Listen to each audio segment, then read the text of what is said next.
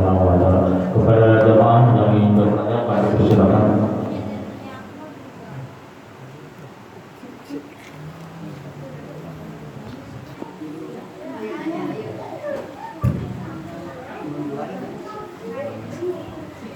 Assalamualaikum warahmatullahi wabarakatuh.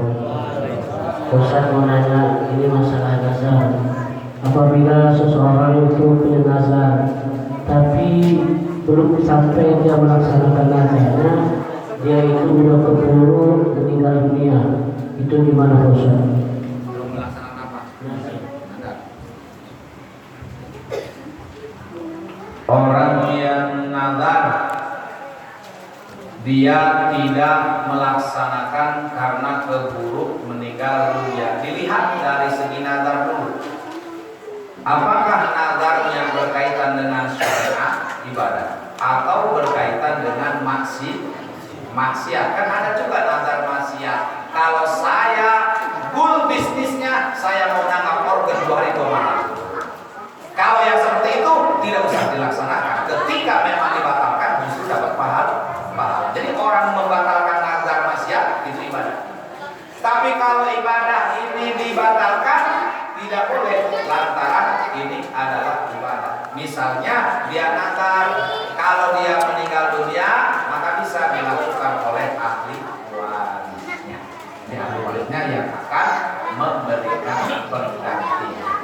Kalau tidak maka harus fidyah, bayar kifarah sesuai dengan tergantung apa yang dia nadarkan. Maka kita bayar kifarah berupa makanan atau beras lalu disedekahkan kepada fakir.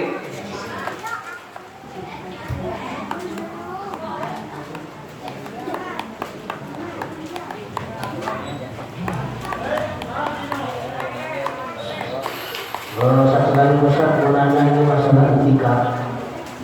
Apakah setiap itikaf itu kita harus dulu seperti kayak tadi tuh, seperti orang yang punya penyakit TBC, terus kita keluar masuk apa terus kemudian selalu dulu.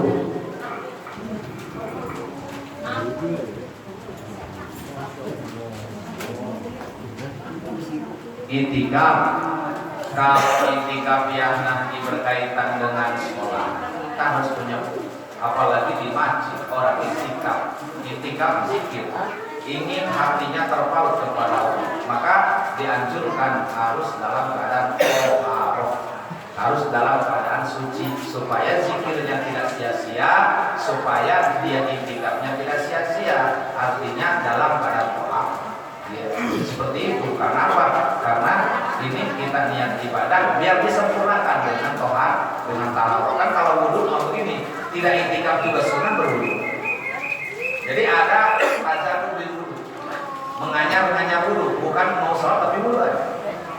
Karena ada salah satu hadis mengatakan orang yang akan mendapatkan naungan Allah Subhanahu wa taala di hari kiamat, yang lain tidak ada tempat berteduh, tapi dia akan mendapat keteduhan dari aras Allah di hari kiamat. Salah satunya adalah orang yang berwudu di saat musim dingin.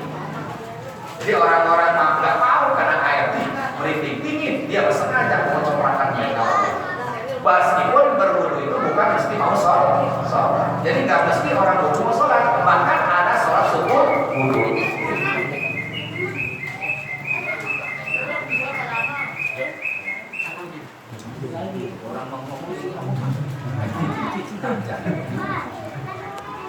Assalamualaikum warahmatullahi wabarakatuh.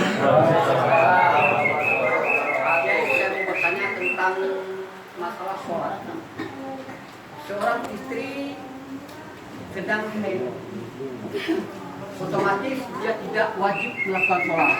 Nah, setelah selesai haid, apakah sholatnya diqadha atau ada pengampunan dari Allah khusus wanita ya, laki-laki wajib. Nah, sementara kalau puasa dia wajib mengqadha. Bagaimana dengan sholatnya yang meninggal pas haid? Maka ya. Wanita yang haid, wanita yang nifas haram justru melaksanakan ibadah sholat ataupun puasa. Jadi ketika dia haid memang tidak wajib sholat. Jadi tidak ada kodok bagi wanita saat haid kemudian dia selesai bersih lalu mengkodok, tidak ada. Yang harus dikodok oleh wanita manakala dia tidak konsisten dalam waktu mandinya. Contoh, istrinya 1 minggu, pas di hari yang ke-7 maghrib sudah selesai darahnya, mestinya dia mandi. Misalnya nih pada asar kan selesai darahnya, kan kalau dia mandi sholat maghrib, ini gak mandi padahal darahnya sudah tuntas. Akhirnya karena dia belum mandi dia nggak sholat karena menganggap masih kotor. Isya nggak mandi, subuh nggak mandi, pas dohor baru mandi, berarti yang dikodok itulah tadi maghrib, isya, subuh. Karena mestinya dia mandi sudah bersih, ini ditunda-tunda mandinya. Selama dia hemat nggak ada kodok, ya. Jadi malah haram orang sholat dalam keadaan kotor. Apa ini namanya? Bonus dari Allah Subhanahu wa Ta'ala untuk wanita manakala dalam keadaan haid dan nifas. Kenapa? Karena kata Allah, wanita dalam rangka beribadah tidak hanya dalam sholat, tapi mengabdi kepada suami banyak pahala. Jadi pahala ibu-ibu mah bukan di pengajian, bukan di pasar, bukan di kebun, bukan di mana-mana, tapi di dalam rumah. Seperti itu. Kalau puasa wajar dikodok, lantaran setahun sekali. Kalau sholat tiap hari, gitu ya. Bonus gitu.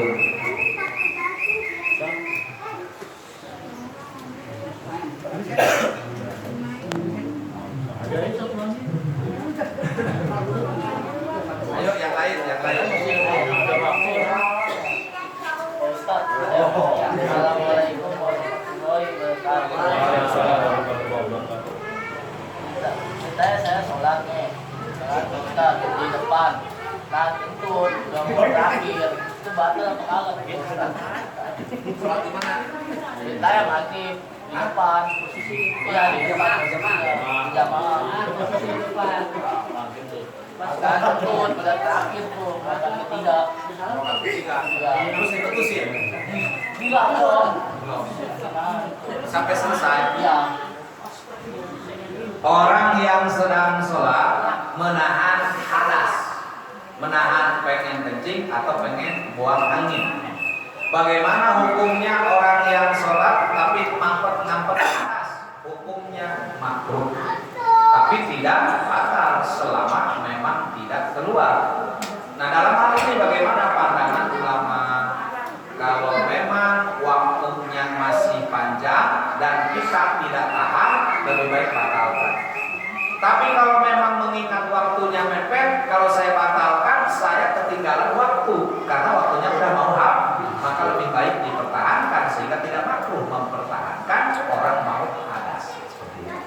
Jadi sah-sah aja. Bu, mau nanya Bu?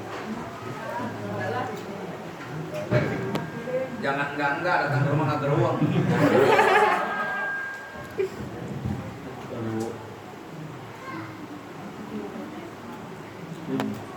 Saya mau nanya, Assalamualaikum warahmatullahi wabarakatuh. Waalaikumsalam. Ada amanah dari teman dia teman kerja dia bertanya begini, ketika dia ada niatan, ketika barang itu belum ada di dia pernah mengucap kayak kalau ada nanti kamu saya kasih, tapi setelah barang itu datang ke dia dan habis barang itu yang dia janji ke orang tersebut nggak dilaksanakan, apakah itu termasuk najar atau gimana?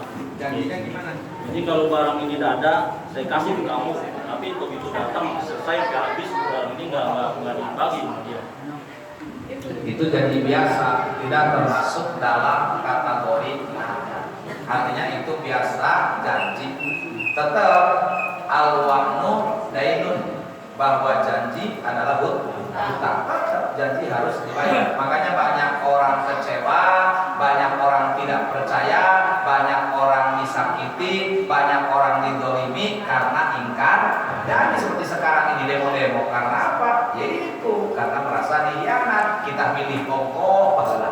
Terus dipilih pan malah dianat. Nah, sehingga inilah orang-orang yang ingkar janji, sehingga mereka termasuk golongan orang munafik.